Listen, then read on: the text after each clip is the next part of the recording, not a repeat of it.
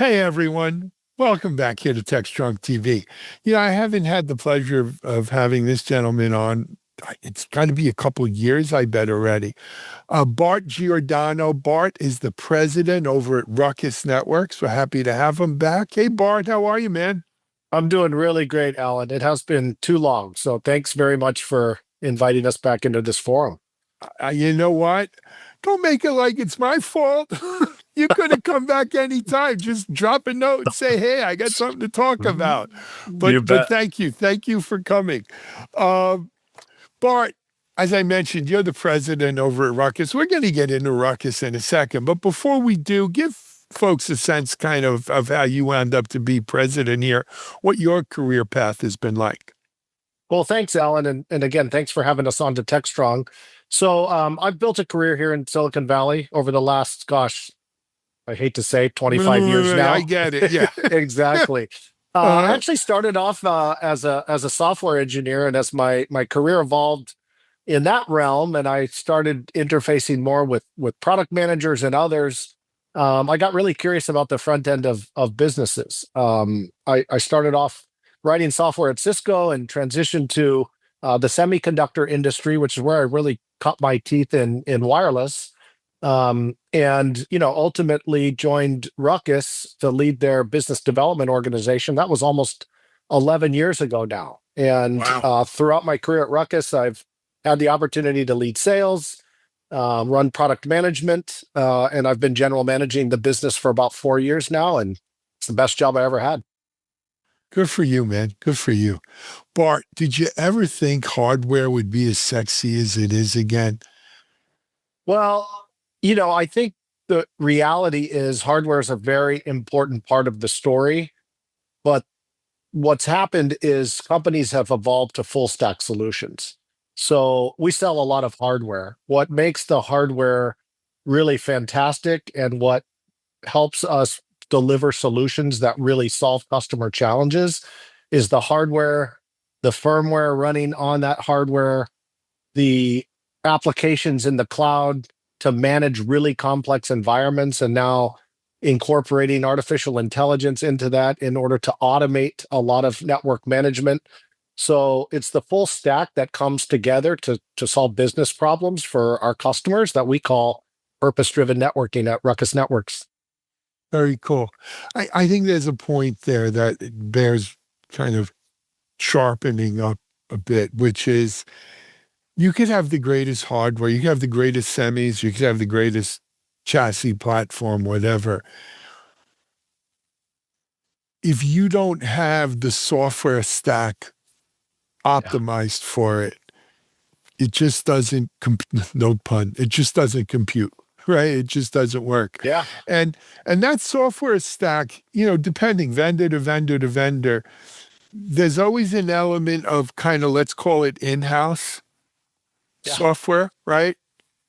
Yeah. And oftentimes today, that in-house software, a lot of the hardware vendors are open sourcing to get it into the hands of as many people as possible. And then there's the ecosystem that develops around it. And That's right. that's really what separates a lot of the haves from the have-nots, right? How big that ecosystem, how deep it is. Yeah, our Uh, philosophy at Ruckus has always been around openness, right? yeah, So we believe, like to your point, a lot of the value in the solutions we bring are going to be derived by the APIs at the top of our stack that will allow us to fit into our customers' existing workflows and infrastructure environment and enable third parties to bring their own value based on the telemetry we can give them out of the network. And our philosophy really is, if you're going to add a feature, write the API first. yeah. We're a very API driven organization, and we want you to be able to get the full functionality out of that full stack from our APIs. Great. You know what, Bart? I realized we jumped right into it here. We didn't even kind of give Ruckus a proper introduction. I'm assuming a lot of people out here have heard of Ruckus, are very familiar with Ruckus even, but I'm sure there's a lot of people who aren't. Certainly. So why don't we get everyone on an even footing here, Bart? Give us kind of the Ruckus story, if you will. Yeah, so Ruckus is a 20 plus year old company now. We celebrated our incorporation after 2 decades in June of 2024. We started as a Wi-Fi business, an enterprise Wi-Fi solution that solved a very unique problem of distributing high definition video around a home. Before that was a use case that we all took for granted. Obviously, our Hmm. business has evolved considerably. We are a full-fledged enterprise networking portfolio today, both enterprise Wi-Fi, campus switching, and then, as I mentioned, an entire software solution stack on top of that that's now AI-driven, that is solving some of the toughest challenges in enterprise networking.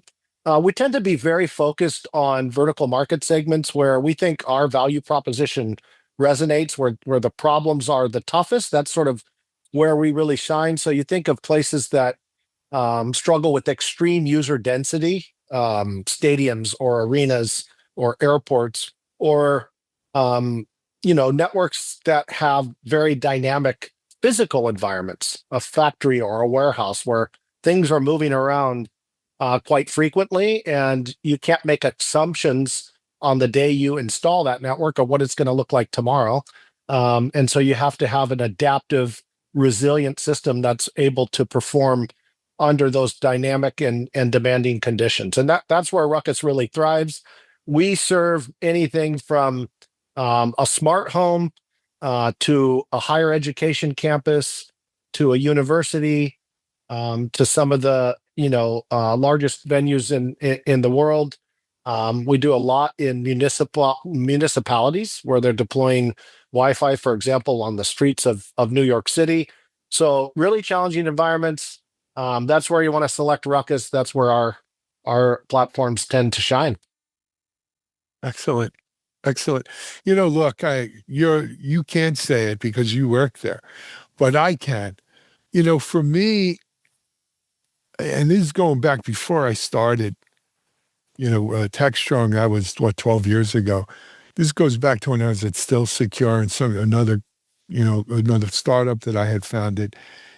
Really, the way the kind of the Wi-Fi in the office kind of shook out for us was you could play with a lot of these solutions that, let's face it, they're really home solutions that you're using in Yeah, an office. And I'm not naming names, and it's not that they're bad. Today's meshes and Wi-Fi 7s and all that, we've come a long way from back in the day. yeah, But if you wanted to get an industrial Wi-Fi solution, right, that is going to be reliable, and people aren't going to be wasting their time, yeah, reattaching, renewing, and all the other stuff. Ruckus became kind of the gold standard for office grade, enterprise yeah. class Wi-Fi. And Yeah, that even if you were in a hotel sometime, any kind of commercial setting, it yeah. I really appreciate you became, calling that out. I think Ruckus was really born out of serving largely guest-facing public Wi-Fi networks, which have a yep, very discrete problem to solve, maybe from even a traditional carpeted office or corporate environment. In a corporate environment, typically you're dealing with very symmetrical RF space, not a large density of users, right? Particularly today, yeah, right? You yeah. don't get everybody No one's coming in into the the office. office, Yep. and you have an IT organization that is actually controlling the devices that come on that network. And your users tend to be fairly sophisticated. Compare that with a hotel or out on a city street, or in a classroom where you can't make any assumptions about the sophistication of your users. You're dealing with a very dynamic environment. You're going to see every possible conceivable device ever made with Wi-Fi connectivity come onto that network. So you can't make any assumptions about the nature of the devices you're going to see. Some of them might Or be the nature of the 20 users, years Bart. old. Yes, Because some of exactly. those people are just devious and they just want to figure out how to get around the policies or whatever, right? Devious or not technically sophisticated. Well, And it just that's need the other strength. You have yeah. very technically devious people or innocent, newbies. Yeah, it runs the gamut, I and it guess. just and it just has to work. So Ruckus was really designed for that case where the environment is extremely dynamic. You're dealing with a large diversity of users, periods of extreme high density, and you need to bring carrier grade and enterprise class reliability. And so when you solve for that, almost everything else seems simple by comparison. Absolutely. Look, I remembered in the early days of Wi-Fi, and I traveled most of my life, right? I'm like you, we all, it was 50-50 in a lot of hotels, right? Whether Yeah, what they would tell you, oh, you're in this room. Well, the WAP for that's really down far. We may have right. to transfer you to another WAP. It wouldn't automatically move you from WAP to. Thank God for companies like Ruckus who kind of made Well, and that that's really how we made a name painless. for ourselves because um I mean, you take it for granted today, but if you go to Yeah, a hotel property with your family, and I've experienced this, and your kids are complaining the entire week about how they can't get on the network and sort of ruining the vacation, and now your wife's a little bit upset that the kids aren't happy, you're probably not going back to that property. And more than likely, you'll go on to TripAdvisor or one of these other um, platforms and complain about it, right? Which is the yep, death knell for a hotel property. And the general yep. manager there, who's measured on guest satisfaction and loyalty. And when we started off in the hospitality space, we were actually able to correlate the installation of a Ruckus network with a market increase in the guest satisfaction at that property. So I think you've hit on something That's real deal that right we've there. Yeah, all experienced before. yep. Hey, Bart, I want to jump into the topic of discussion today, but before we do, people who want to find out more about Ruckus, maybe there's some hotel operators out there right now and saying, "My God, where have you been? I need this." How do they get onto the Ruckus sort of on ramp here, if you will? Yeah, very very simple. RUCKUSnetworks.com, or you can find us on LinkedIn, on X, on Facebook, any of the social media platforms. We're out there, but RUCKUSnetworks.com is a great place to start. Excellent. All right, if it's okay with you, Bart, I want to kind of pivot a little bit and talk Please. about you guys recently announced your Pro AVICX switch portfolio with AV enhanced update to management platforms. Look, those are, that's some technical jargon we threw out there, but what's it mean? So, when I was growing up, I was always tinkering with electronics, and I was the one that would set up the VCR for the family and get the TVs connected and figure out how all the remotes work. And back in those days, there were and subsequently many different standards applied to connecting AV equipment. You had RCA jacks for connecting video equipment, and you had these stereo jacks for connecting audio equipment. And then that evolved to standards like HDMI. And you would end up with like 50 different cables coming out of the back of your TV, depending on what you were trying to connect. And if you had to do that over long distances, it became pretty challenging. More recently, what's happened is a lot of those standards have converged onto running over traditional IP networks.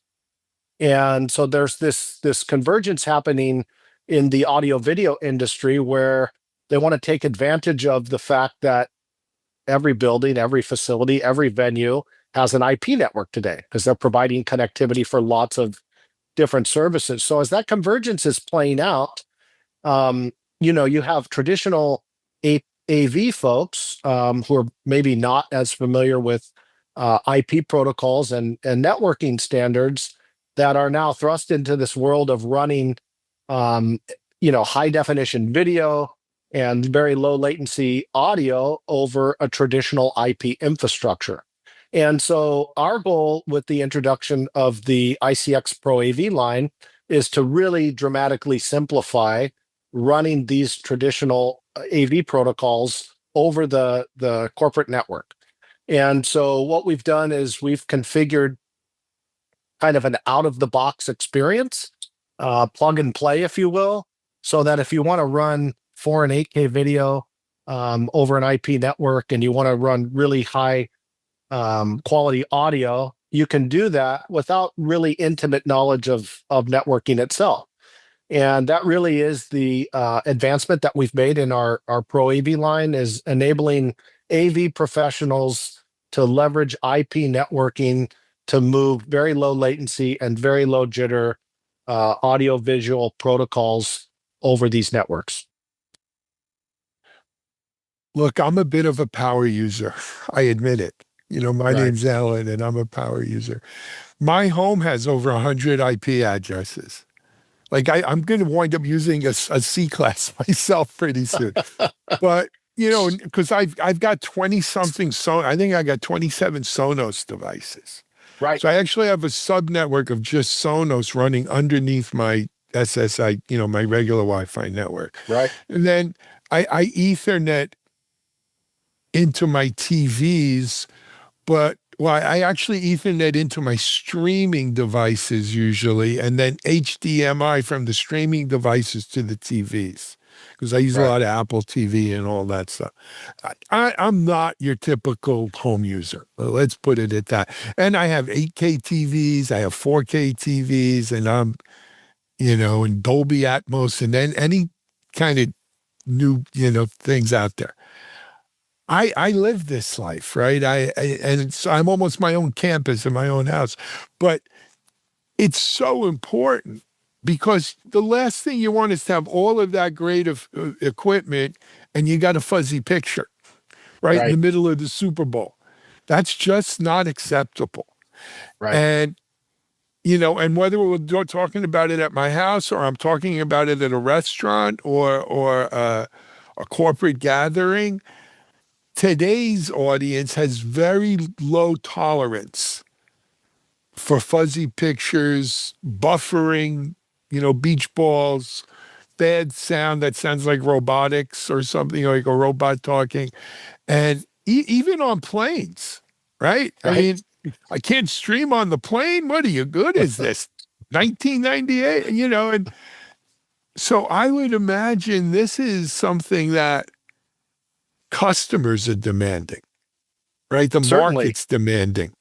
Yeah, and to solve that problem that you just described, what historically happened is you would build a bespoke, almost air-gapped AV network to run all that traffic over, because you're very concerned that all my other traffic may disrupt it.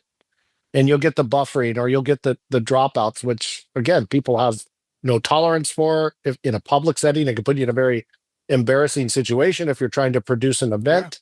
And our goal is that you should be able to run all of this traffic over one network, whether that be your standard corporate traffic or your AV traffic, and the network itself is smart enough and in an automated way can identify the AV traffic and prioritize it to ensure a very high quality of service, even if you have bursts of traffic coming from your sources. So we want to simplify the network design. We want to provide a very consistent and out of the box experience when you're deploying this, and allow those networks to converge, which ultimately saves customers time and money when they're deploying and operating this infrastructure. You just described us here at Techstrong. We were talking before we got on that I'm in my Techstrong studio today, and we actually have 3 different sets where we Right. could be shooting concurrently, and then we're streaming, streaming up into the net, bringing stuff down. And that's exactly what we have a QoS, and by the way, we have 3 different bandwidth providers coming in here, right? All fiber, because we can't afford to be down. We need that kind of redundancy. And that's exactly our challenge, right? Having a QoS sort of router or switch, if you will, that brings in all 3 of these bandwidth providers, divvies up or prioritizes our traffic based on, our wishes, and normalizes all of this, right? And by the way, we need Wi-Fi for everyone sitting at their desk, That's right. right? Just good old Wi-Fi. And um, it's not easy, and it's not getting easier, because I think the lesson, and you've probably seen this in your years at RUCKUS, we're never going to use less bandwidth. We're never going No. to want less speed. We're never going to transmit less information. You know, I remember when I thought my 30 megabit hard drive was more than I'd ever need, right? Right. And look where we are. And the mindset now, and we take it for granted to the extent now we perceive this as a utility, right? The Yeah, reliability is the same as the that, power and the water. It just always has to work. And by the way, well, that's the if you expectation. ask me to give up one of those, I'm going to give up the hot water before I give up the Wi-Fi. Definitely a few of my engineers here qualify with that, I'm pretty sure. But yes, you're right. But it is. I mean, today's consumer, and I don't mean it as a consumer like C, I mean consumer of bandwidth, let's call it, Right. right? Whether they're in an enterprise or at home. Their demands and expectations are, you know, sky high. I wanted to work. It's like the old Mac ad, I just want it to work. I don't care what you're doing. I want it to work all the And time. there's I think being in this industry and running this business, I have a deep appreciation for the complexity underneath all of that to make it work. Yep, And we've got really incredible and talented engineers that work tirelessly to ensure that at the end of the day, the customer can take it for granted and they can perceive this as a utility, regardless of whether you're passively browsing over the Wi-Fi or you're transmitting your 8K video over a network. It's got to work under any conditions with that enterprise grade quality and reliability. absolutely. Bart, I'm going to assume people could go to ruckusnetworks.com and look up more information about this new switch portfolio with the AV enhancements. That's right. I think one of the things that maybe caught us a little bit by surprise when we were developing these advancements is not only were the capabilities in terms of the protocols themselves really important, but also the aesthetics of the solution, right? Oftentimes these are going into a home, and if you open a typical wiring closet in an office, you see wires coming out of the Spaghetti. front of these panels and patch panels. In a home, they don't want to see any of that, right? So we actually had to physically put the switch ports on the back, so you just see a nice, clean, flush panel. So a lot goes into engineering these, both mechanically and otherwise. And you can certainly find more details at ruckusnetworks.com. Let us quick. One other area I wanted to hit on, Bart. I know we're running low on time, but you guys also recently announced a strategic relationship with Crestron, one of the biggest, Yeah, communication solutions providers in the world, and you joined this SDVOE alliance. certainly. Put them together for me so people know what we're talking about. Yeah, I think in the realm of AV, home AV solutions, smart home solutions, building management solutions, Crestron really stands out among the leaders, and so ensuring that we are interoperable with our Pro AV solutions out of the box with Crestron was very important. And in partnering and joining the SDVOE Alliance, we have access to all of these protocols and the way to measure and test the fact that we are compliant and interoperable is really important there. So these two partnerships are ones that are core and fundamental to our success in this space, and we're really proud to be part of these organizations and their programs. Fantastic. What is the SDVOE Alliance? What's SDVOE stand for people who are not familiar? Video You're, over something video over Ethernet. yes, At the end of the day, there are very unique sets of protocols that have been devised in order to transmit, a high definition video and audio over a traditional IP network. And so the SDVOE Alliance defines a standard by which you can do that. And if you adhere to that standard, you're going to be able to provide that very high quality of service, even for low latency or latency sensitive and jitter sensitive traffic like video and audio. absolutely. I'll just close it with this. We recently in the homeowners association where I live recently went through a thing to adopt a new bandwidth provider. And a lot of this stuff came out, they came in to talk to us, and The idea is, sure, you might use 5G wireless today, and it works for you on your standard or HD definition, and you don't really do much. But with AI and everything that's coming down our pike, even in the home, and so many of us working from home, using video teleconferencing and stuff, you can't afford to be, running on, running on, a cable where you're getting 40 megs up tops, and maybe even a gig down, but 40 meg up tops. It's just not going to cut it in 3 years or 5 years. Yeah. You need a big boy, and I don't mean it in a bad way, but you need a pro solution that is going to enjoy all these new great things that we have available to us.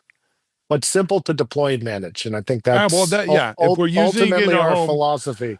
Take all the complexity in the underlying solution, but make it very simple to adopt in a plug and play fashion. That really was our design approach with this latest Pro EV line of switches.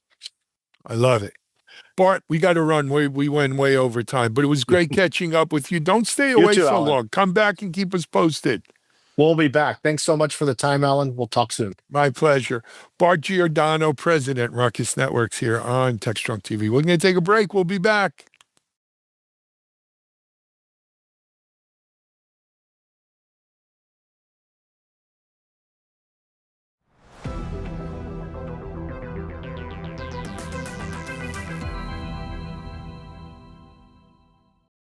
Hey everyone, it's Alan Schimmel from Techstrong.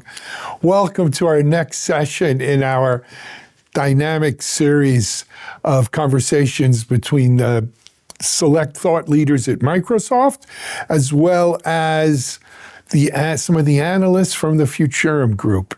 In this session, we have Tiffany Treacy, VP of Product Management for the Power Platform at Microsoft, and as well as analyst from Futurum Group, Keith Kirkpatrick. This session is titled Agentic Automation. In this session, Tiffany is going to lead us on a deep dive into the operational realities of agentic automation. It's a world where apps, agents, and chat are converging to reshape enterprise execution.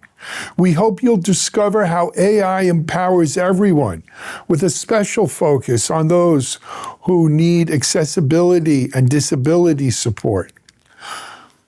You're going to learn how business users supervise autonomous agents that execute, escalate, assist, driving inclusive productivity. Expect insights into multi-agent orchestration, human-in-the-loop governance, and chat-led transformation across support and product activation. So another great session. Here's Tiffany and Keith. Thanks, Alan. I'm Keith Kirkpatrick, Research Director with the Futurum Group, covering enterprise software and digital workflows. Today, we're going to be talking about agentic automation and how it is reshaping enterprise execution, where apps, agents, and chat functionalities are converging to assist across workflows, driving external engagement through the delivery of personalized, intelligent experiences and streamlining interactions. And hello, my name is Tiffany Treacy, and I'm the VP of Product Management for the Power Platform Core, which covers our Power Apps, Power Automate, Power Pages, RPA, and process mining. I've been with Microsoft for 25 years in a variety of product roles, and looking forward to the conversation today.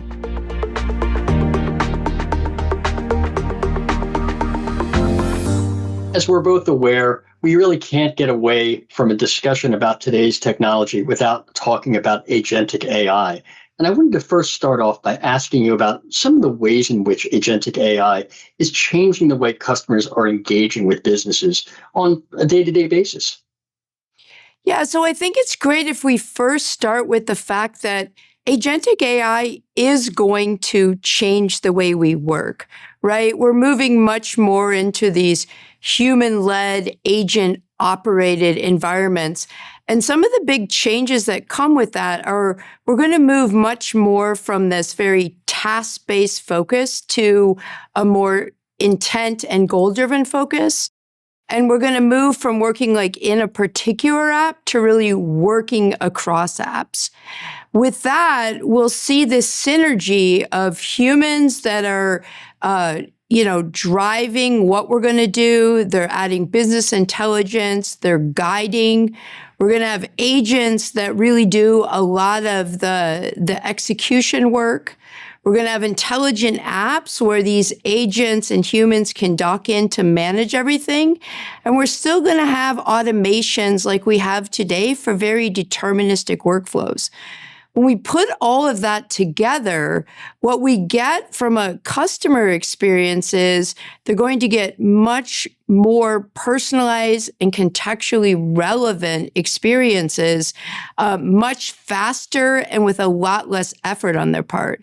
And in fact, in many cases, we see that customers, organizations will be able to expand the audiences that they can actually serve with this technology. So like a simple example that might be, I'm on a flight. Turns out I'm going to miss my connecting flight.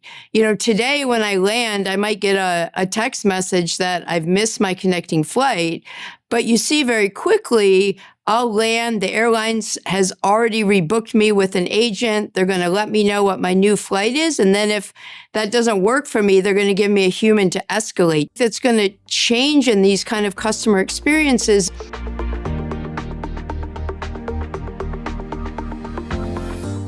Can you talk to me a little bit about how we're going to see all of this automation, intelligent automation, be managed? So one of the powers of this agentic transformation is you begin to get intelligence on tap.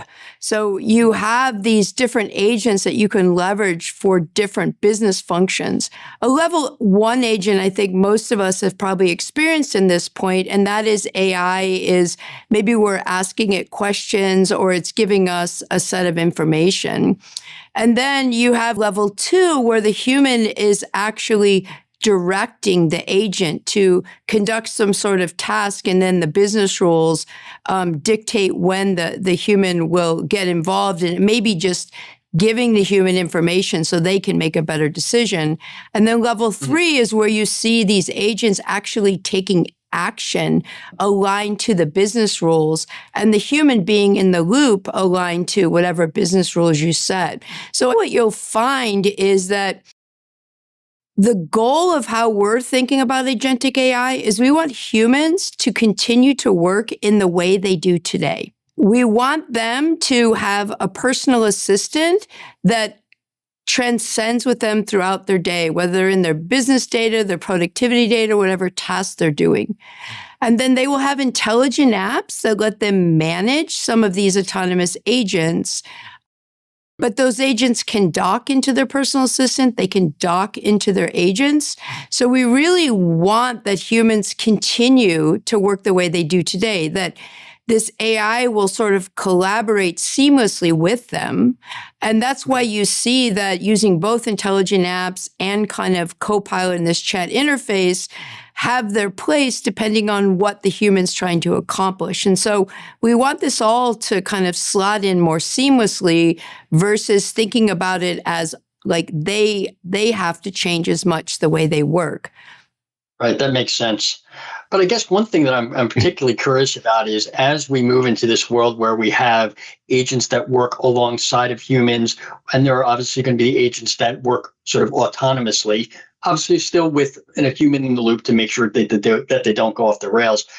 How do you actually coordinate multiple AI agents across a platform to make sure that, the agents do what they're supposed to do when they're supposed to do it? Yeah, it's an excellent question. It's very inherent in the platform we're building across both Copilot Studio and Power Platform, and of course some of the pieces in Azure. But it is very straightforward to design for a particular agent what its rules are, what it's allowed to do, what knowledge it has, what memory it has, what kind of guardrails it needs to follow.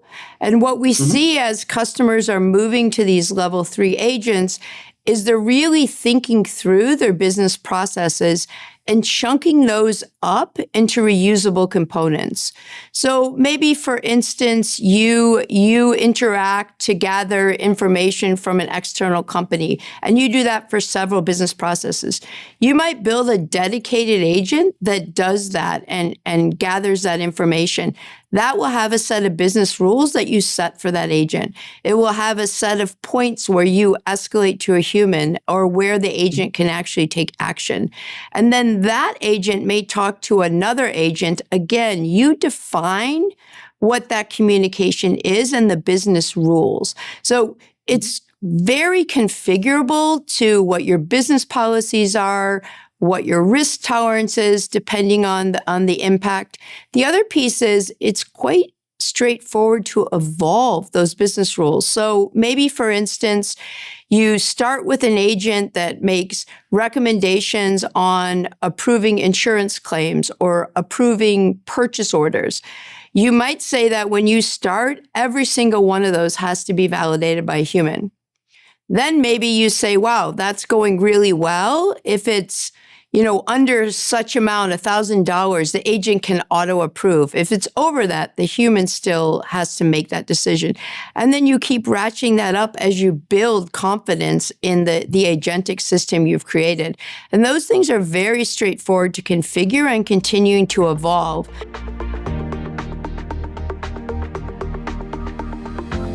Actually, how does Power Platform help to sort of manage that as you're talking about multi-agent orchestration across different modalities, whether we're talking about chats, applications, and back-end systems, because that seems like that's going to be a core sort of requirement as organizations, whether they're dealing with regulated industries or not. Absolutely. So when you think about the Power Platform, one, we have a tremendous amount of line of business, large scale apps running on the platform today.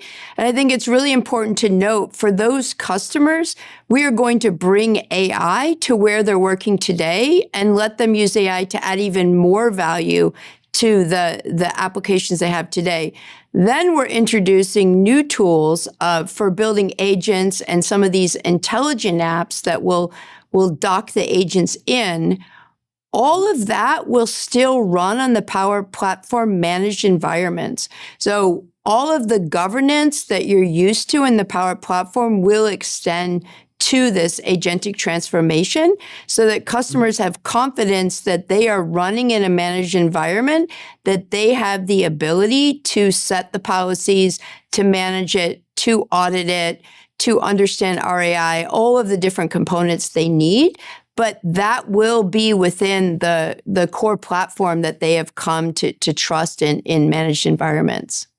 Tiffany, you just mentioned something that's really interesting, and you've been talking about it throughout our conversation about the idea of human in the loop governance. I'm curious, how do you actually embed that into agentic workflows without sort of slowing down automations or creating unnecessary bottlenecks? So human in the loop can be orchestrated at any milestone in the process that makes sense for that process or that business. This is one of the places that we think intelligent Power Apps is going to play a large role. So you can imagine that I might have, 1,000 automations or 1,000 agents that are running, and I have this intelligent app that lets me go through and quickly approve, guide, change, whatever needs to happen to ensure that the human is guiding but not slowing down the process. And I think this is one of the roles we see for intelligent apps as we go forward. What about, the other thing I've heard about is the use of adaptive risk models and how that might help ensure that agents just remain compliant with any kind of regulatory or even business guidelines. Can you talk to me a little bit about that? So for every agentic solution, the organization really needs to think through a concept we call evals. And those evals are what are letting you know that the quality, the functionality, the reliability is all within your guidelines. And so it depends on the agentic solution, but you're going to have metrics that tell you the functionality and the reliability. It's going to let you know the quality of the response. If it's an agent that's creating some sort of UX or interface, you're going to have metrics that let you test if that is high quality and functional. And then, of course, you're going to have evals around responsible AI. And so depending on the solution, one of the first things you want to do as you get started is define for the type of solution you have, what are the areas that will be key and what are the metrics and tests you want to use? And then there'll be multiple ways to ensure that those metrics are on track.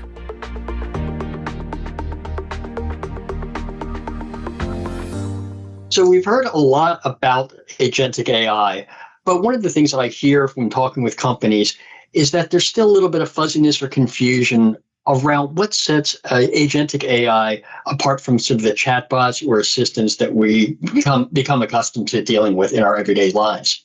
There's a number of things. One is that an agent, if you give it to them, has memory. So they can remember previous conversations with you.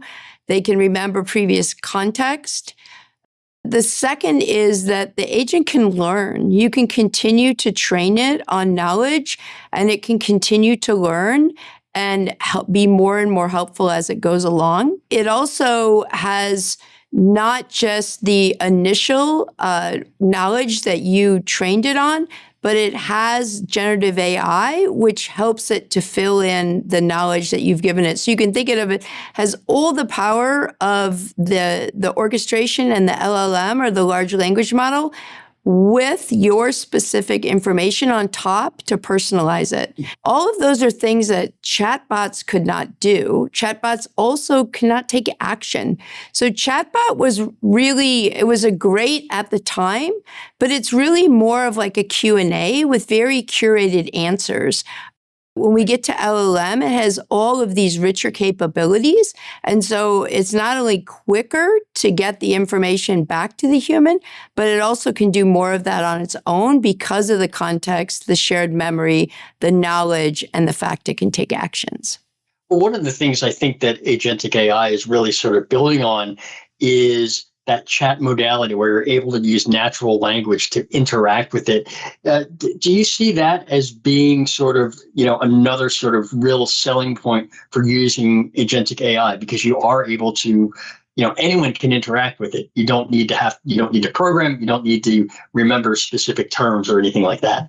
Natural language interfaces are going to have a large role in agentic AI because as humans, that's an interface that we enjoy, and has a much lower barrier for people to participate in. So I think natural language and being able to, type what you want an app to do or what you want an agent to do for you and be able to go create that will absolutely have a large role in that.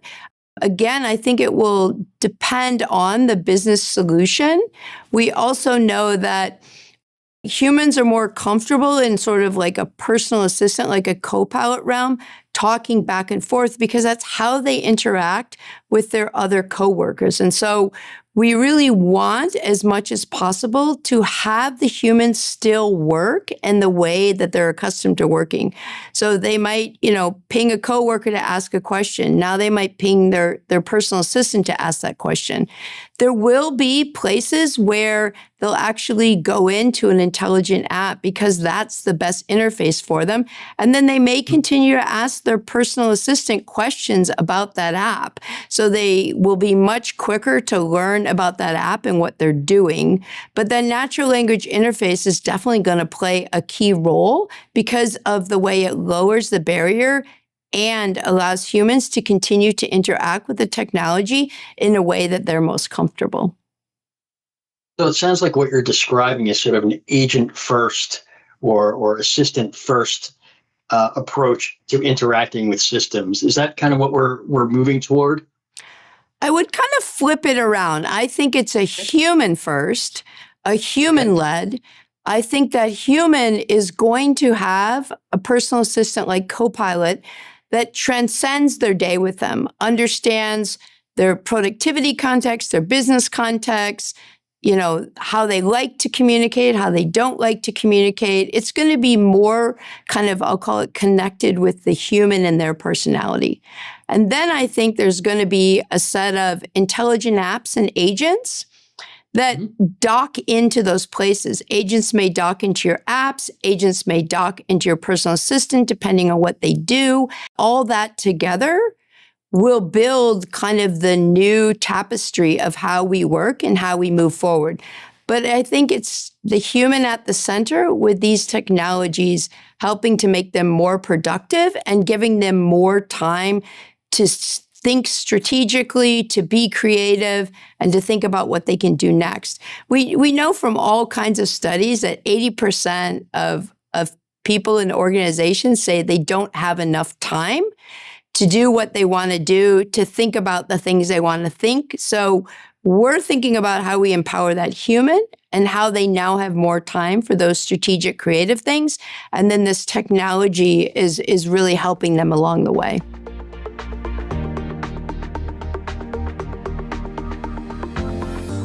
Tiffany, one thing you mentioned is that AI should be for everyone. And I'm curious if you could talk a little bit about how agentic automation can help ensure that people with disabilities aren't just included, but actively empowered as they're working and using enterprise workflows.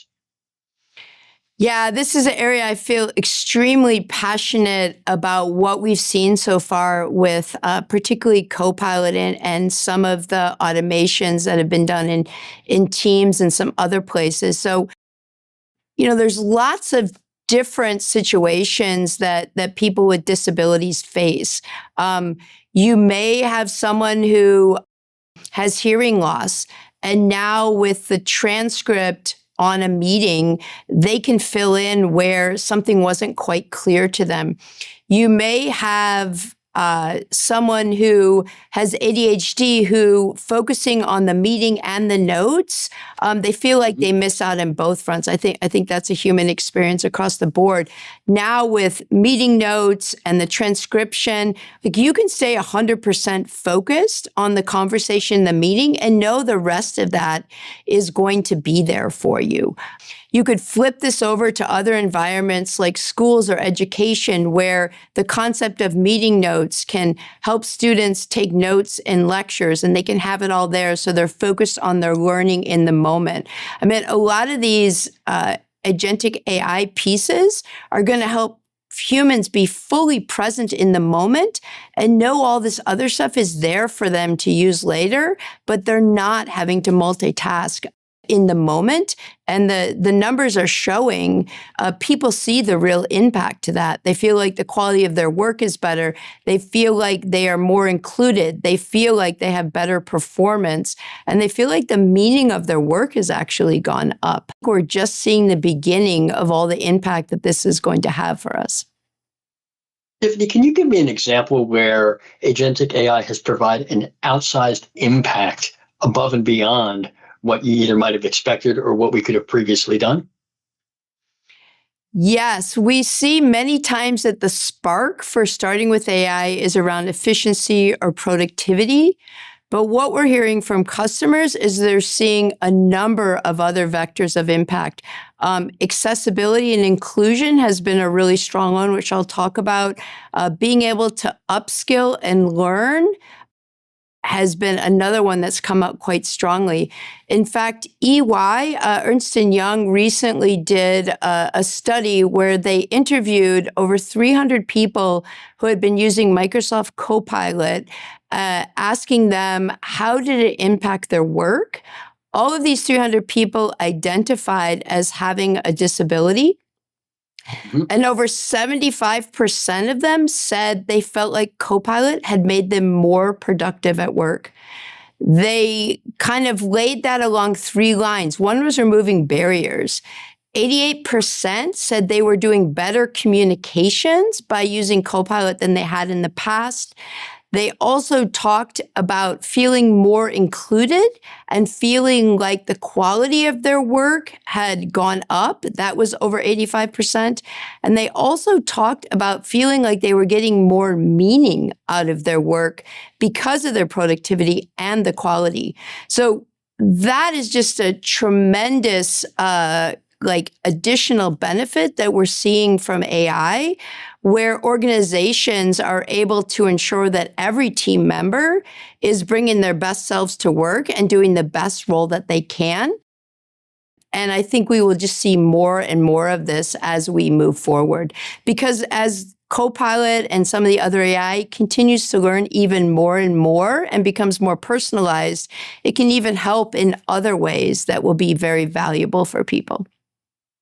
So, Tiffany, I was wondering if you could share some examples about how agentic technology is being designed with accessibility in mind.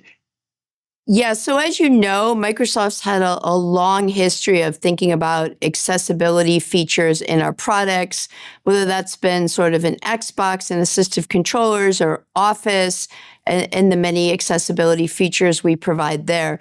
That same sort of mission is moving into agentic AI. So we can think about what are the new accessibility features that maybe in the past weren't as feasible that now we can bring to the forefront. Some of them are already out. You think about Teams meetings, Teams transcripts. You think about things like Copilot being able to ask questions across all of your graph data.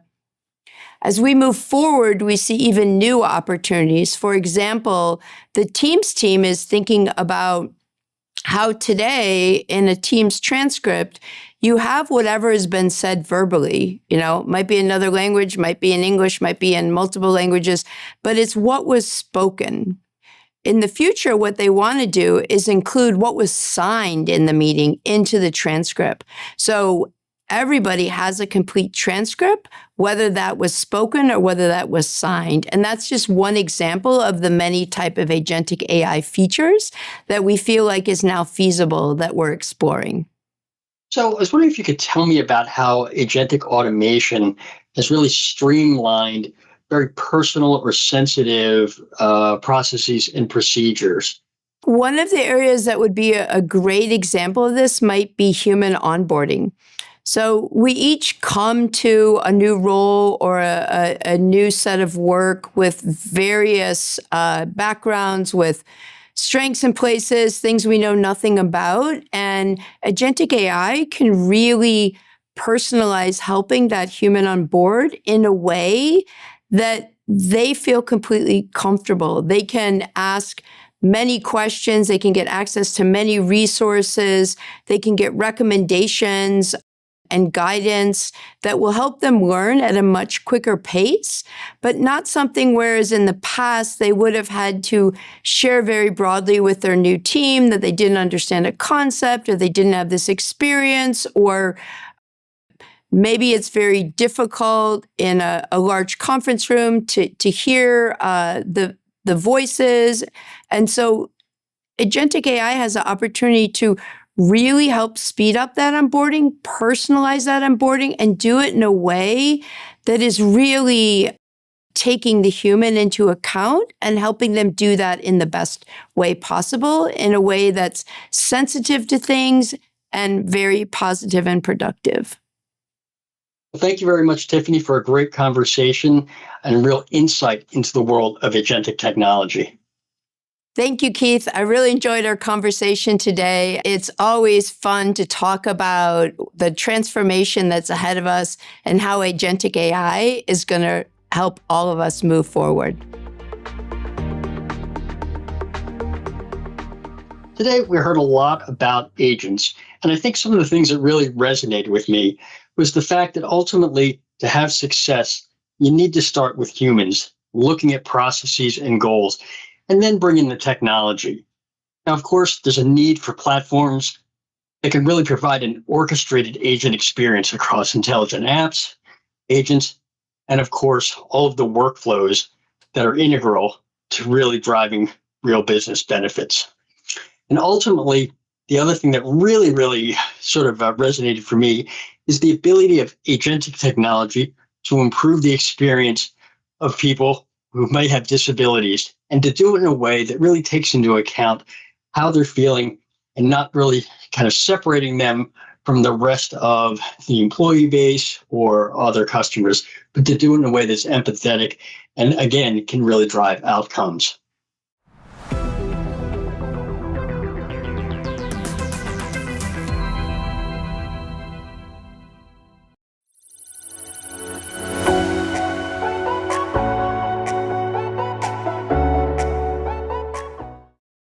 Hello and welcome to the latest edition of the Techstrong Insight series. I'm your host, Mike Bizarre. Today we're with Jonathan Walls, the CEO for Runloop.ai, and we're having a little chat about, well, AI agent safety. They're starting to show up everywhere, but we're also starting to become aware of, well, just how powerful these things might really be, and we don't know exactly what they're doing and who might be using them when we're not looking.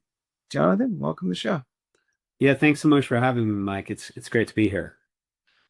I can't help but wonder if maybe we're a little bit over our skis when it comes to AI agents. I think people are deploying them and they're seeing new products all the time, but we're also starting to see a lot more, at least proof of concepts and some examples of how these AI agents can be compromised. So did we not think through all the security implications of all of this? But what's your assessment of where are we? Yeah, okay, that's a pretty broad question. I would say there's a couple things to click into there. One would be just kind of around how people are using agents and then how people are deploying agents at scale. I think one kind of curious thing or something that I find a little puzzling or interesting is how many people are trusting these very powerful agents with really pretty broad access to their laptops. So your laptop, if for me, for the sake of argument, if I happen to be doing a infrastructure as code push to AWS, I'm signed into AWS. I'm credentialed for network access to our production environment. If I'm running Claude Code as, user wall on the very same laptop, these guys have done great things. They put in good guardrails, but that Claude instance running as me has access to a lot of the capabilities I have access to. So kind of one topic would be, how safe is it to run on your laptop? I think that is, kind of an area of open discussion. I think then the, kind of another dimension of this would be once you've deployed these agents to the cloud, right, where they can presumably run at scale, how do you provide them access to the correct things, but also prevent them from doing damaging things or expatriating data to unintended sources? So is it just now a matter of time before there's going to be a series of catastrophic events involving AI agents and there'll be some backlash, or can we get in front of this a little bit and maybe put something in here to prevent that from happening? I would hope we can get in front of this. I think you've seen there have been a couple little flare-ups. I think last summer there was an engineer on social media kind of bemoaning the fact that they accidentally just deleted their production database. You see the AI agent. So I think there are some isolated incidents. I would credit a lot of the agent builders to working really hard in terms of adding sandboxing. So like the Claude folks, Codex folks, Gemini folks, they do their very best to sandbox the agents that run on your laptop. So, there are certainly preventative steps people are taking on your laptop. I think when you start to deploy to the cloud, people are starting to take steps, but there's a lot of work left to do.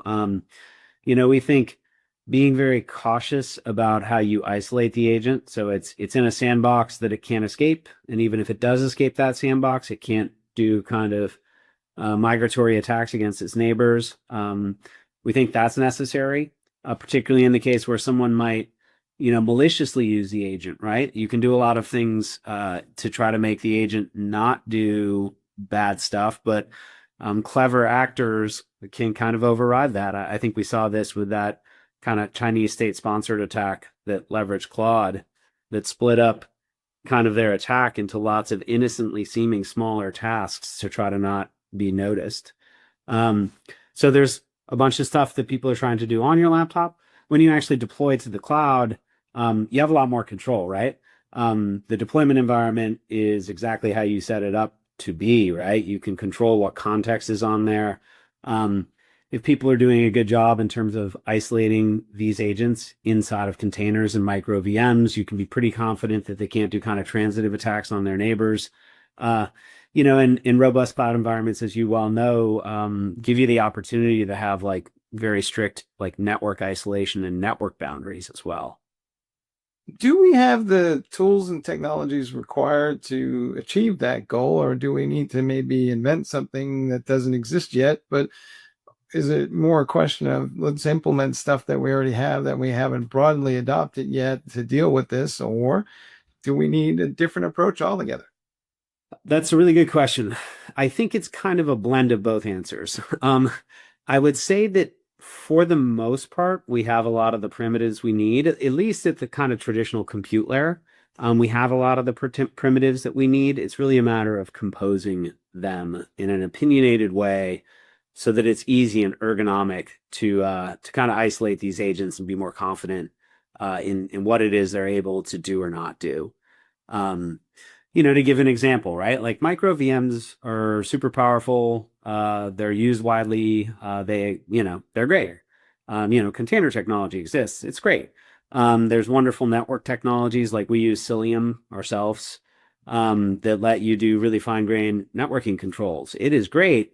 It's just the problem then becomes how do you compose, a lot of different layers of the stack in a fashion that is ergonomic and easy to use, so that people who are developing and then deploying these agents can reap the rewards of these kind of compelling technologies.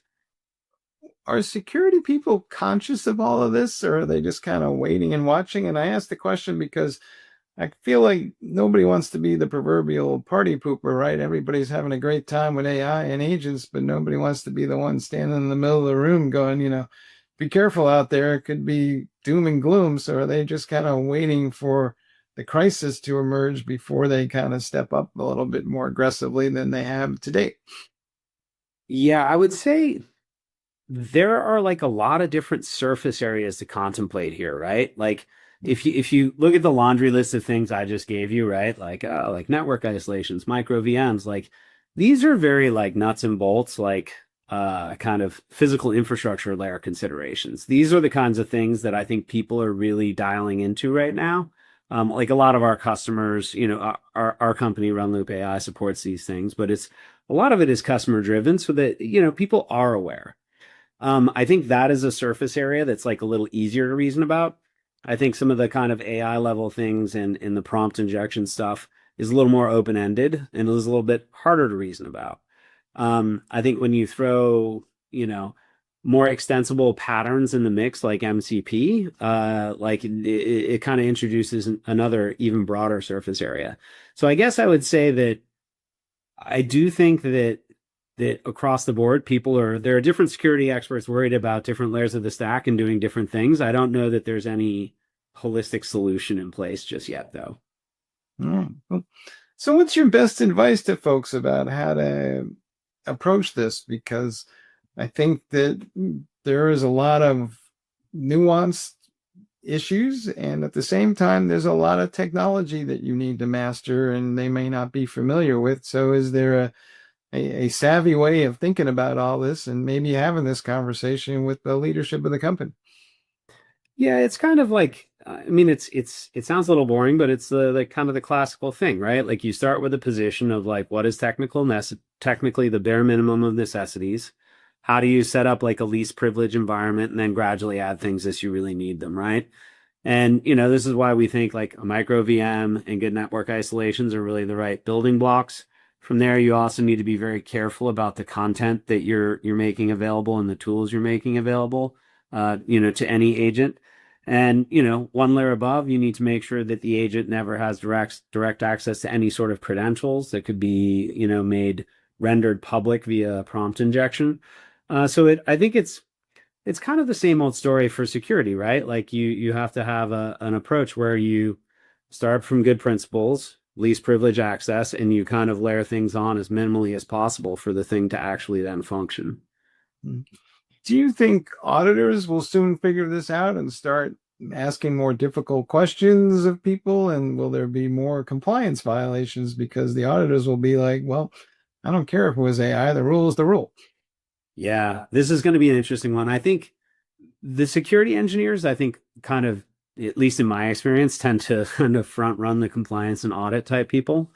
So hopefully we've we've raced ahead. So by the time they start asking these questions, we have good answers.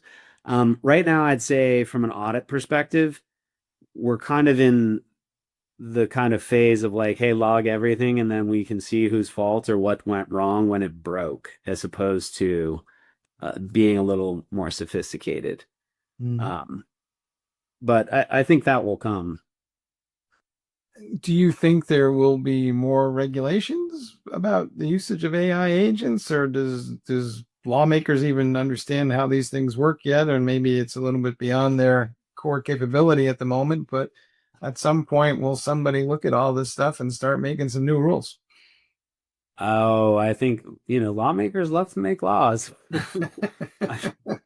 I'm sure they'd love to.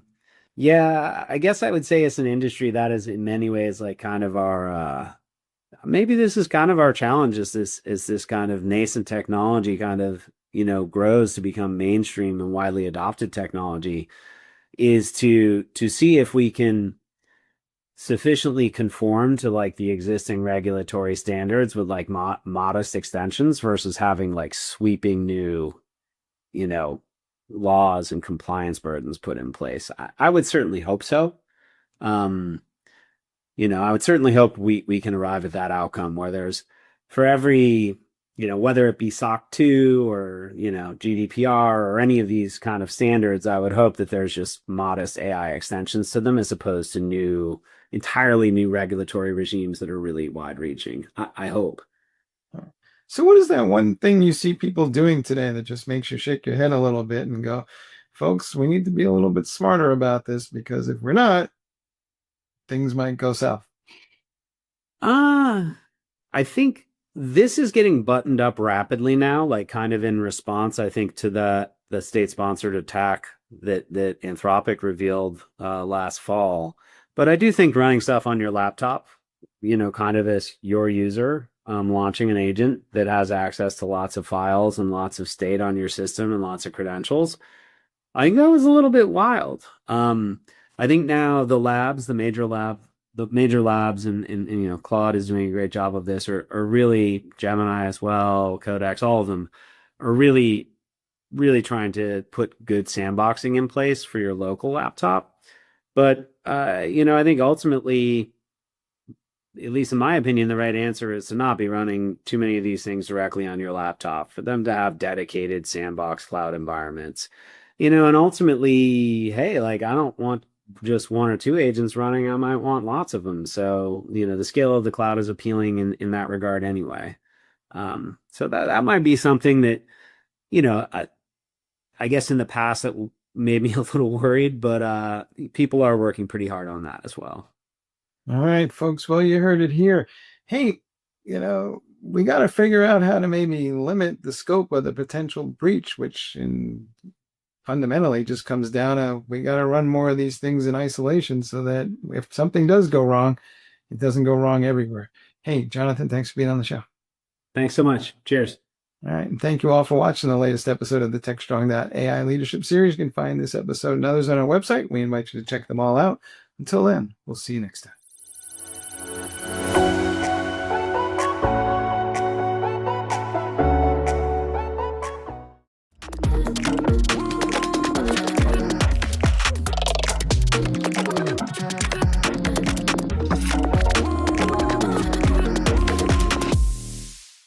Once more unto the breach, dear security researchers.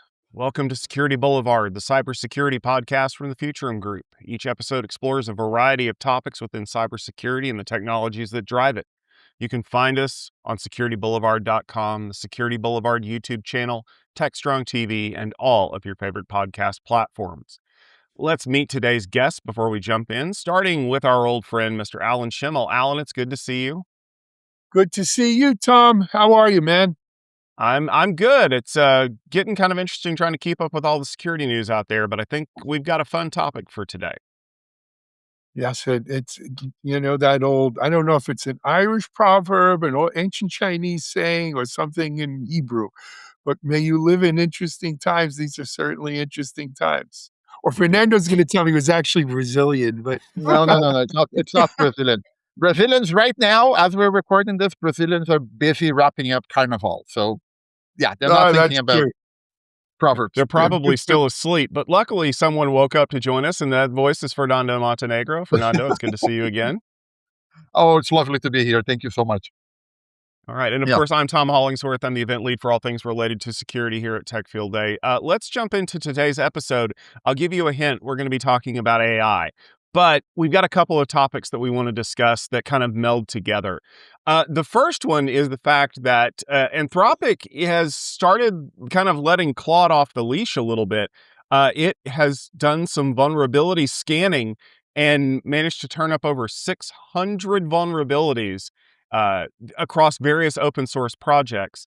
And that has some security researchers asking some very interesting questions about the capabilities of AI systems to be able to do threat modeling, threat hunting. One of them in particular that I thought was kind of interesting, I believe it was in Ghostscript, was a vulnerability that no one had been able to find for years. And the way that the system actually found that vulnerability was novel. In short, it said, well, this was a problem that they patched years ago, but did they manage to patch every instance of that across every software release? And it actually found out that they hadn't. And so it used that as a potential avenue for exploit. So I kind of want to jump out here by saying to the group, is the power of AI in this case the ability to iterate across every version of every product to find something that we might have missed along the way? Let me jump in just for a second. I think that one of the things that we have to, let's go back, forget AI for a second, right? Normally, how would we find vulnerabilities, right? You can read the source code, you can brute force something, like we've done fuzzing forever, right? Mm-hmm. What I find fascinating about this is that this is it what AI can do, or what at a very expensive cost. We can get into the cost later, but what AI seems to be able to do is to, quote unquote, reason through these different stages of analyzing a piece of code. And what I personally find fascinating is not so much the number of vulnerabilities it found, but the fact that it went through these methods, that we are codifying these methods along the way. And of course, if we're codifying them now, it behooves us to think that we'll see more efficient finding in the future. Like, where else can this be applied to? So that's the thing I found really interesting about this. I think you got to look at this with a little historical context. And Tom, you touched on it there. Before we had AI and before we had Claude Opus, and let's be clear, this isn't just Claude, it's Claude Opus. Yes, It's 4.6. released, I think Opus 4.6. But before we had these things, how did we find vulnerabilities? How did we find bugs? Well, hopefully we did a lot of testing pre-release and found bugs and fixed them before. But the fact of the matter is most bugs in production systems were found two ways. The really bad way is the bad guys found it and they exploited it and made an attack. And my goodness, when the stuff hit the fan, we said, how did this happen? And we find out, and then we patched it. That's the worst case scenario, right? A better case scenario was good guys found it. Somehow or another, we found it. And it was very hit or miss for many years, especially when I first got into security. With the advent of bug bounties, right? And I forget her name now. She worked, Katie Masouris. Yes. Started with the bug Crazy. bounties and everything else. And then probably the rise of security researchers who were just out here looking for bugs, and they got paid a couple dollars when they got paid a lot of money if it was a big bug. But with those security researchers came the rise of fuzzing, right? I remember when fuzzing was a new thing. But with fuzzing, you could go to any open source project or any kind of website or whatever and hit it with a fuzzing scanner that would, this is before we had AI, as I said, but it would try a lot of different variations and see if it found anything. It was like, putting a blind person in a round room and saying, go find the corner. It really hit or miss. What we have here with AI it doesn't fuzz like a fuzzing scanner does, but it takes fuzzing to the umpteenth degree.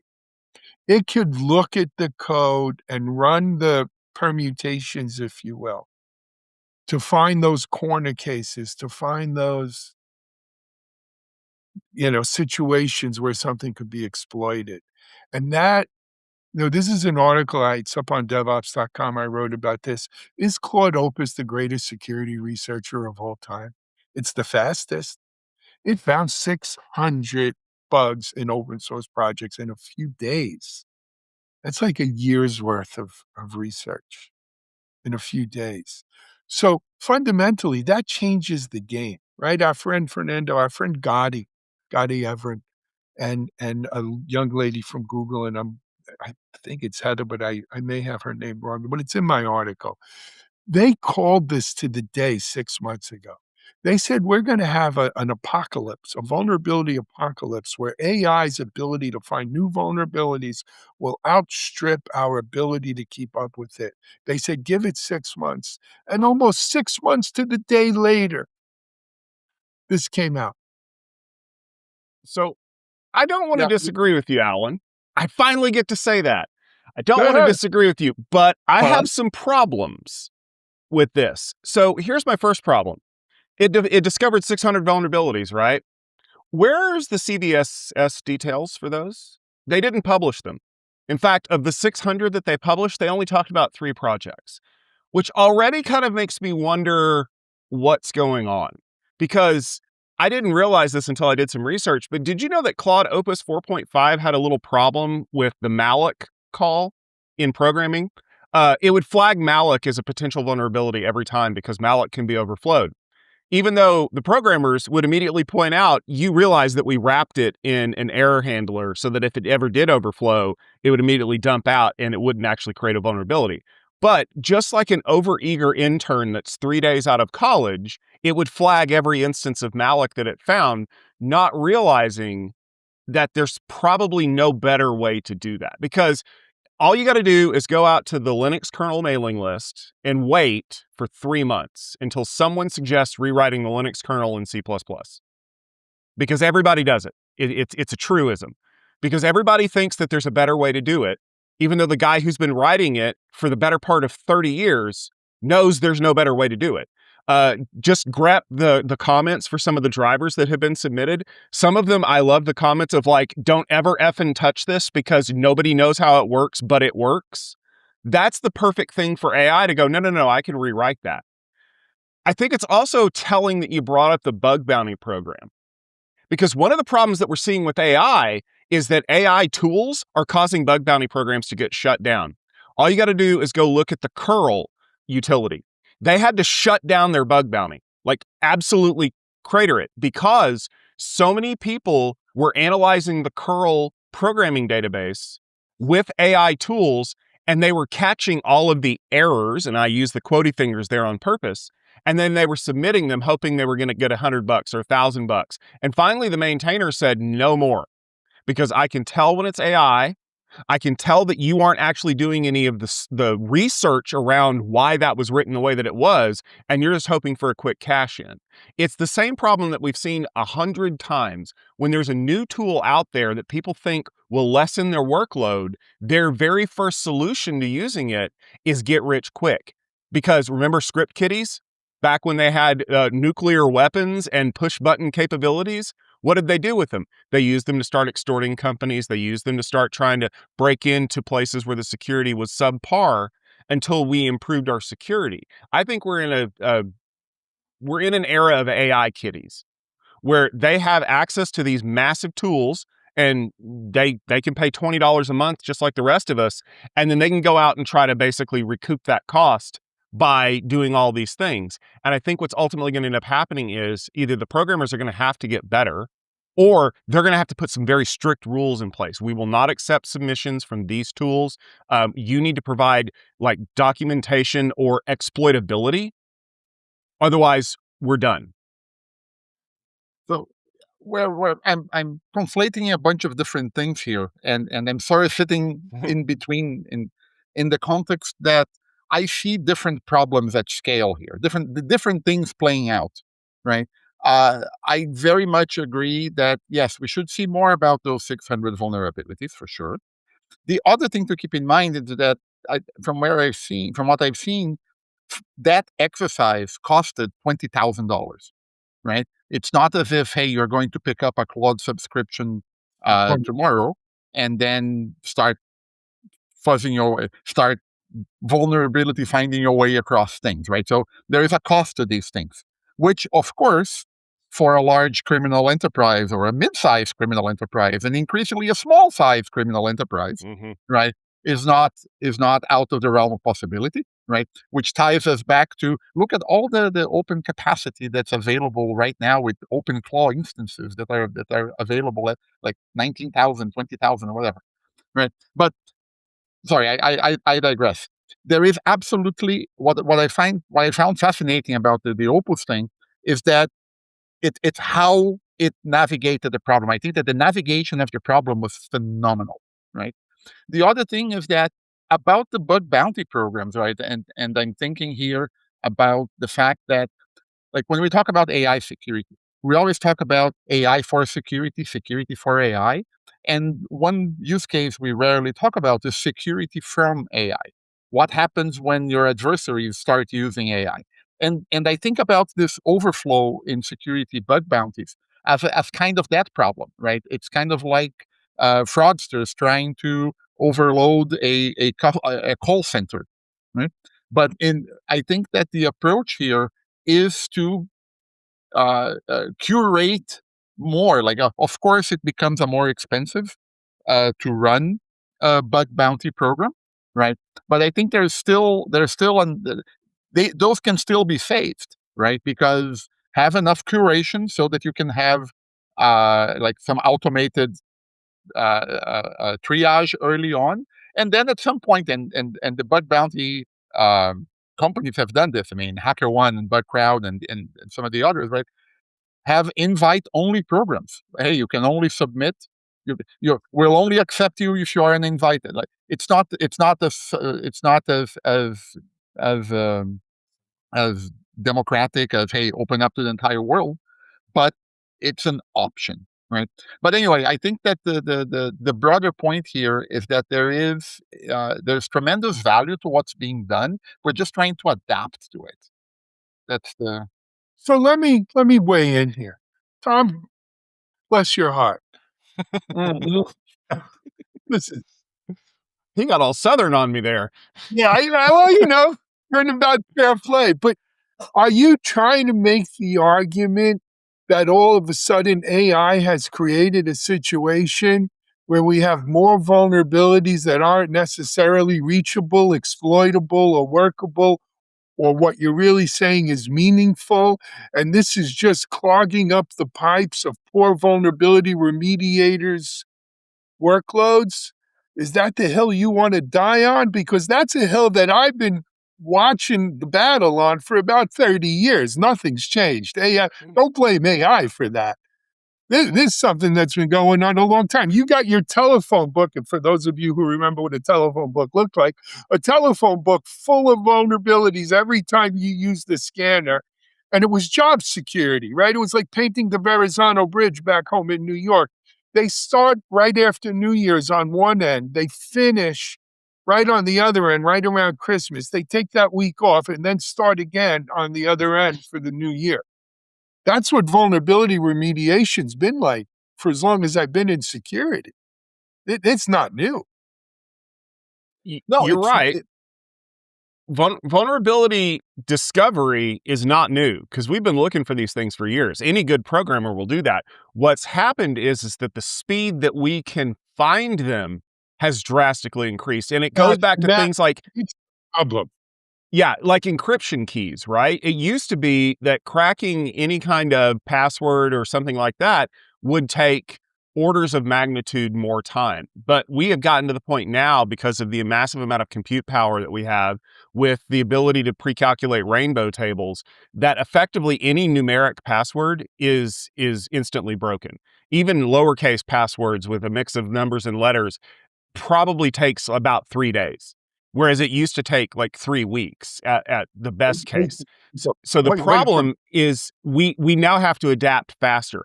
AI has shrunk the window for us to find these things and remediate them. Yes, it has. May I bring into the conversation? I was looking for an economics term. Right? May I bring into the conversation the concept of the Red Queen hypothesis? Right. It's actually not. It's actually not as much economics as it is evolutionary biology. Right. But it's how much you have to keep running, right, just to stay in place. Mhm. Right. And I think that what was notable to me on and Alan, I agree with you wholeheartedly. Like, vulnerability has been around forever. What is changing is that, oh, look, this thing needs to be fixed, not in 285 days. This thing needs to be fixed in a week at best, if not soon. That's prioritization, though. Yeah. For now, right? Yeah. You can't fix all 600 in a week. You got to pick your battles. But let me also, Tom, to a couple of the other points you made and Fernando made. Why don't we have the list of CVEs and the whole list of 500 or 600 vulnerabilities? Because until patches exist for them and we're ready to patch them, it's called responsible disclosure. If the Anthropic people put that list out before there were patches out there, I call for them to be hung from the nearest tree. You don't do that. You can't do that. You can't do that. But Agreed. That's first of all. Second of all, though, here's the real politics of this. Guys, if Anthropic or the good guy, quote unquote, good guy security researchers aren't using these tools to find these vulnerabilities, you know who is? Of course, the bad guys. And they're going to find them and they're going to pick the ones that matter, right? They're well organized, they've got great resources, and this is available to them too. So there's a bit of a race here, right? And it's not a new race. It's just as you both have said, AI has upped the stakes, and that's what Gotti and the woman from Google. You're thinking about Heather Adkins. She's a VP. She's amazing. She's one of the powers behind Google Chrome. Yes, right. Yes. Safe browsing, and that's she's what awesome. they're saying. That's what the race is. Not that all these vulnerabilities exist. I think we all suspected that they are out there.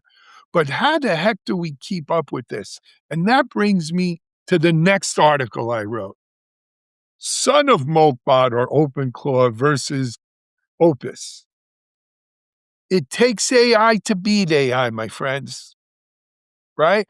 And I think of all, OpenClaw could be a platform's T cells, a platform's immune system waiting in our bone marrow, if you will, of our platforms to take their marching orders to go out and remediate these, assuming we have remediations, to go out and remediate all these vulnerabilities that these AIs are finding, whether they're found by white hat, black hat, gray hat, no hats, right? We need something that scales. And I think AI, you're going to need AI is the bottom line here. And absolutely, and I think we've seen some of this happening. I would argue that by the way, I love the fun of multiple, that was so much fun.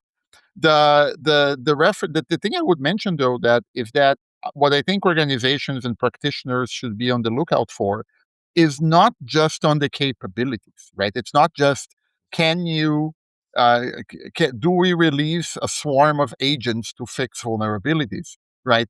It is our operating environment, are our development practices, are our software pipelines, is our change management process capable and ready for this type of autonomic operation. I remember that I go back years. I remember having this was the earlier days of cloud, speaking with the cloud architect for a very large financial institution. And the guy was nearly in tears, right? Because he was telling me, look, this was the time of how quickly can you deploy to prod? We can roll things out to prod within an hour, right? And it's amazing and it's wonderful. but CAB, Change Advisory Board, still only meets twice a month, and every change has to be approved. Right? It was that experience stuck with me forever. Right? It's like, can the way that we are running things match what the technology environment looks like? So my push to people is, okay, great. You can deploy all the agentic technology you want, but if you can't let the technology actually do its thing, is it really helpful? So here's a lesson I learned very early on in my cybersecurity career. Mitchell Ashley and I were two of the three co-founders of a company called Still Secure. We had intrusion prevention, vulnerability management, network access control. At the time, intrusion detection was the standard, right? It detected a potential intrusion and alerted you. At the time, vulnerability scanning once a year was a wish. That's what you would hope. Many organizations did it. We came up with automations to automatically block the most obvious intrusions, to automatically remediate, put in a workflow and remediate vulnerabilities. Failed miserably. You know why?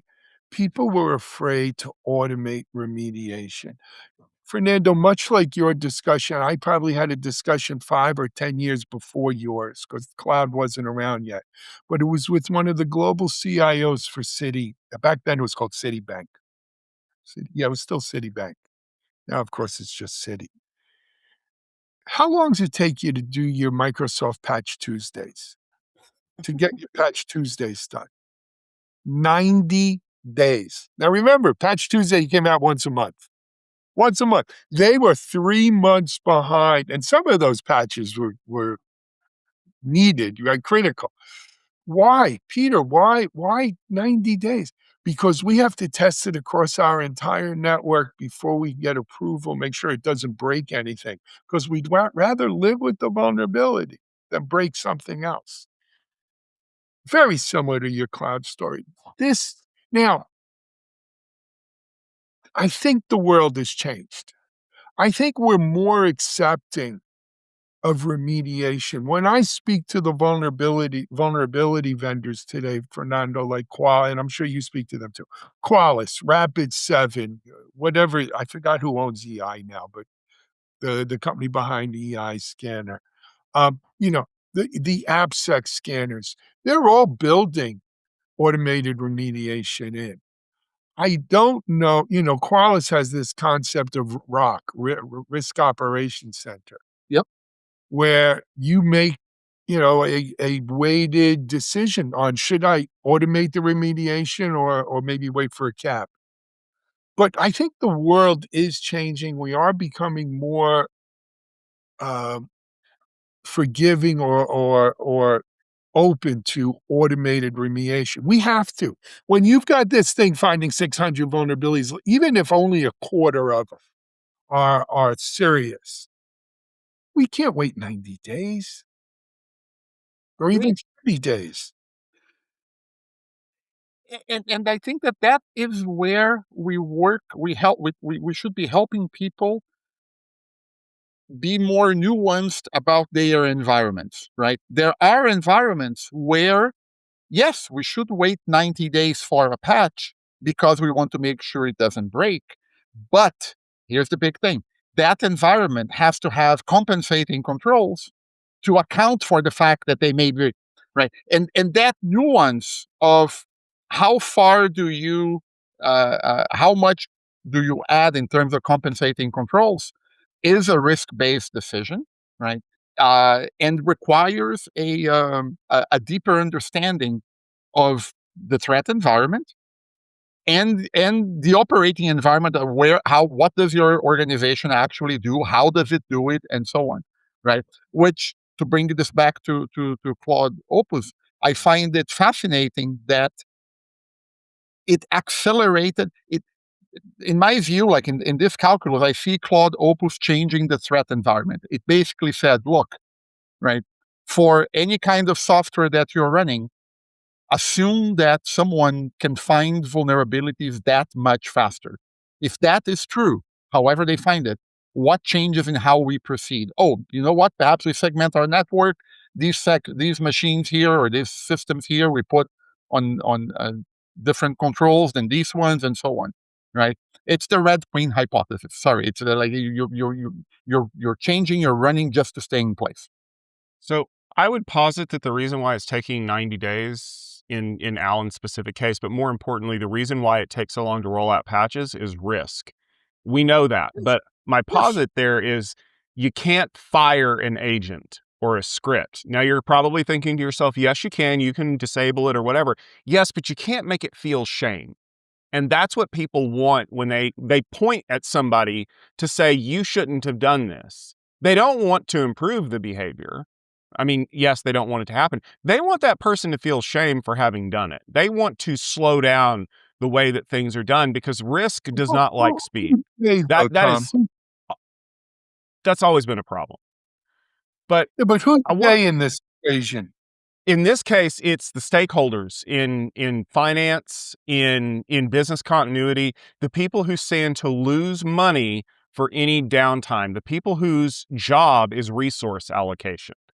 And they don't like doing things twice. They don't like unknowns because a vulnerability is a known problem. A patch that fails is an unknown problem because we don't know how to fix the patch. And Microsoft has actually had a problem with that as of late. The last couple of rounds of their big Windows 11 updates have had to roll a few things back because, oops, that interaction didn't work the way we wanted it to. And in fact, I found about one last night that's causing problems because the patch for the patch is causing problems. And so it's like you're 3 patches behind where you should be because every time you try to apply them, it breaks something new. So let me bring up this idea because I was thinking about this while you guys were discussing about what happens when we just kind of open it up and say, okay, we trust the systems enough to solve these problems. What happens when the attackers know that? So if you guys remember Star Trek The Next Generation, when they captured Hugh, the Borg, they had a plan. They were going to implant basically an unsolvable problem into Hugh and send it back to the collective and cause the collective to crash. What happens when I know that AI agents are the ones that are scanning for vulnerabilities and I start doing things to mess with them, to hide my real payloads? Remember the infinitely expanding zip file problem? Where you had like a 38 deep nested zip file that would constantly unpack itself until it overwrote your hard drive? Like, what if I leave one of those for an AI agent to find? Or what if I code everything in poetry so that it evades the detectors? Like, now that's another Star Trek one right there. Remember there was a species who spoke like in parables and poetry, and Darmok and Jalad at Tanagra. Exactly. But that's the thing, right? Is once I start crafting my evasion techniques to evade the scanners, who catches it after that? Because if I've turned my scanning over to the system, who goes back to look at the logs at this point and go, wait a minute, Shako when the walls fell, that doesn't sound like something one of my people would write unless it was Billy, the Star Trek nerd over there in the dev system. But like, that's the deal. The attackers will always modify their systems to evade the protections that we got. It's one of the problems we face in the physical world, right? As soon as we started scanning everything for